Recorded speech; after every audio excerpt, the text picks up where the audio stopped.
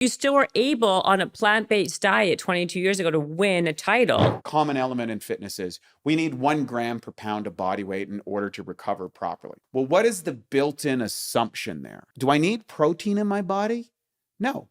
I need the amino acids I can extract from protein. If you're a size 6, don't try to be a size 0 and kill yourself for it, because it's just, it won't last. Yeah, you can maybe get there, but how much pain and heartache and difficulty will it take you to get from a 6 to a 0? And then how long can you sustain it? Because you can't.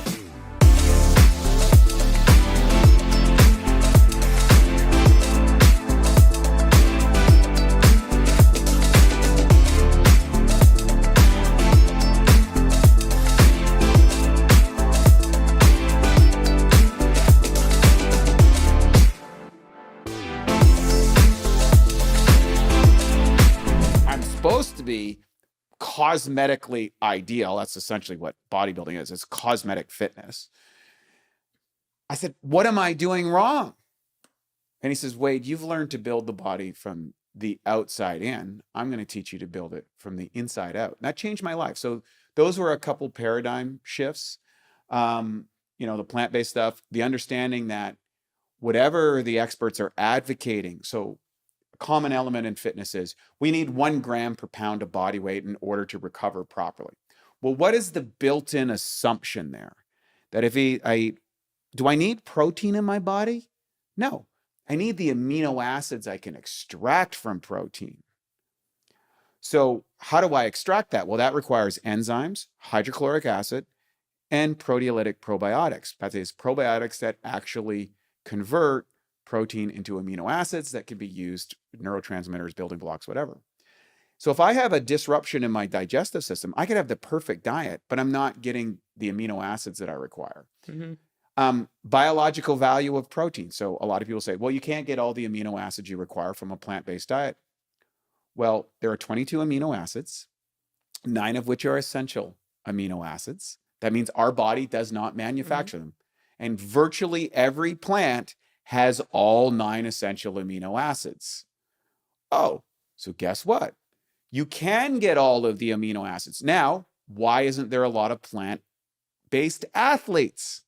Well, let's look at the subset of plant-based athletes versus non-plant, like meat eaters, for example. Way more meat eaters than plant-based athletes. So what does that lead to? That leads to the development of science, of culture, of research, that all are using this paradigm, and you confirm that paradigm blindness from their original assumption that plant-based athletes can't do it. Now we're starting to see that shift. So when I went plant-based as an experiment, not because I wanted to be some person that stood outside the first store and, shamed people and stuff like that, because that's not my guilt.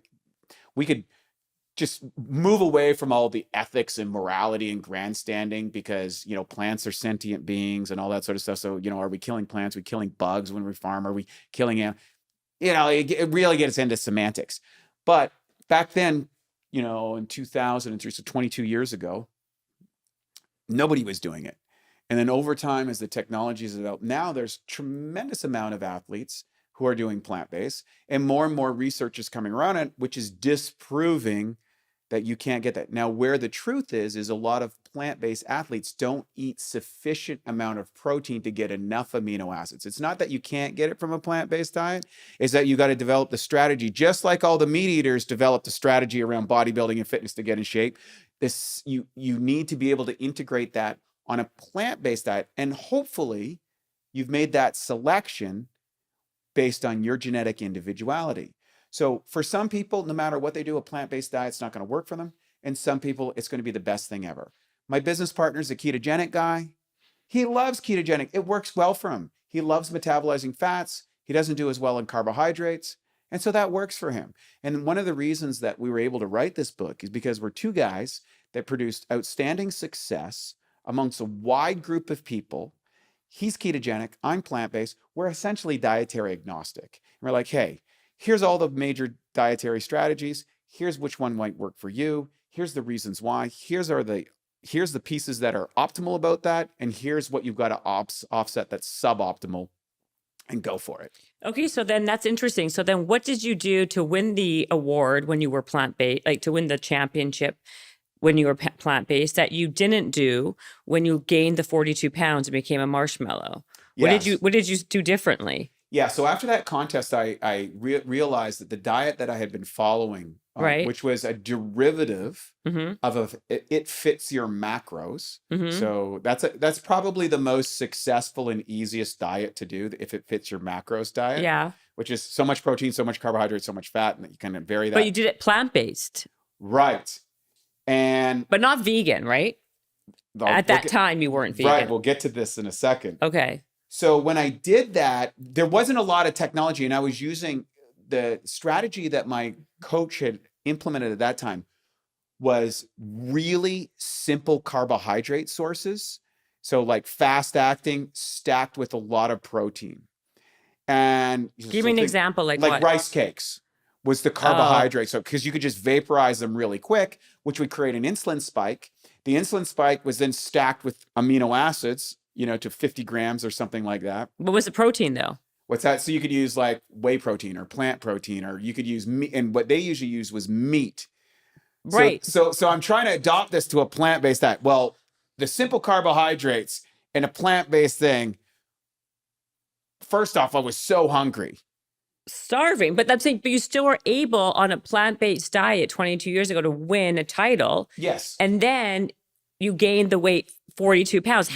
What happened is, what happened? My success set me up for the failure. I stayed on a restrictive diet for 11 straight months. Got it. I didn't have refeeds on that to boost my metabolism. So my metabolism had crashed so deeply, and I had disrupted my digestive system. So when I came off that, I can remember sitting there. This is a literal story. I remember being at my friend's house, sitting there, and I'm cooking up this spaghetti.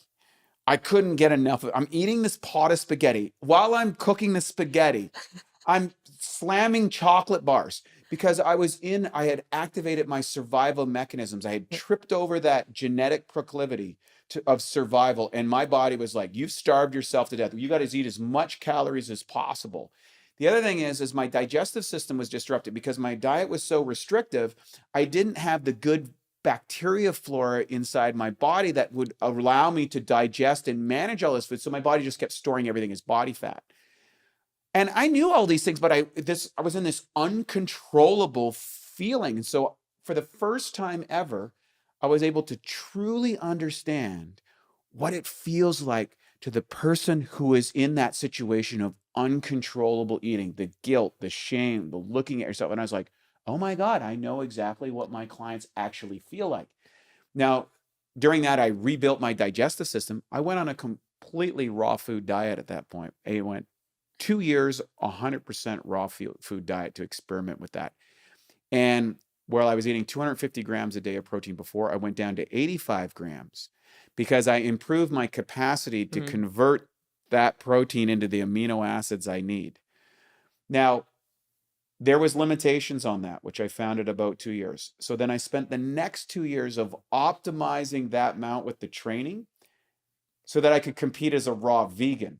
Because they said that's definitely not possible. Did you do that? I did that. So in 2007, I'm probably the only person in the world that's been to a world championships in bodybuilding as a raw vegan and as a vegetarian. So I did that in 2007. Not because I wanted to do the show. I was kind of past that, but I wanted to prove. Did you win? I won the national championships again. And then I went to I think I placed 6th in the world. But again. Oh, God, that's number terrible. Number 1 and number 2. There's nothing in this lifetime I would have done to beat those guys. From 3 to 10, we all kind of look the same. Yeah. 1 and 2, different physiology. Wouldn't matter what I did. I'm never going to beat those guys. And so then I said, okay, I've got as far as I can. I retired and just went full force into our company and what we're doing and advocating around that. And then, then we got to last year and I came back and to kind of prove this as a 50-year-old as opposed to someone who's 30. So are you saying that there is basically there is a ceiling to how far you can go because of your genetics? Absolutely. Okay, so that's good to know. So no matter I'm not going to look. I'm 5'8". I am no matter how hard I train, I am not going to play center in the NBA. I say these things all the time. And then people fight with me. Well, no, it's not just genetics. I think yes, you can push yourself beyond limits that you never thought possible.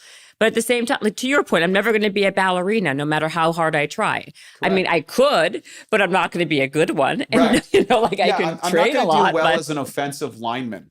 right. I'm lining up against some 300-pound massive dude. It's like, he's going to pancake me and I might not ever be able to walk again. That's 100% true. Like I always, like my entire message in life, and I've written a ton of books on this, is that like, do the best with what God's given you. Like Yes. I pushed it as far as I can go, and that's as good as I'm going to get, guys. Like that's basically my point is like, do the best you can for what you're given. But if you're a size 6, don't try to be a size 0 and kill yourself for it, because it's just, it won't last. That's the thing. Like this is what I always want to, I'm telling people now, if you're listening, that like, yeah, you can maybe get there, but how much pain and heartache and difficulty will it take you to get from a 6 to a 0? And then how long can you sustain it? Because you can't, because I've done it. Like I've taken my body to places where it probably wasn't supposed to be when I had to do crazy campaigns in my life. And then I was miserable, I was starving, and I didn't have any, like I couldn't have a social life. I didn't have dinner. I had to like carry my food around with me. I had, it was awful. And then by the way, the weight starts creeping up when you have a cracker. So the point, you know what I mean? Like it's not going to stay. Yep. And so there is like a happy medium. Like where's your baseline? Like, we all have a baseline, and then like we can modify it so much here and there. That's my belief system.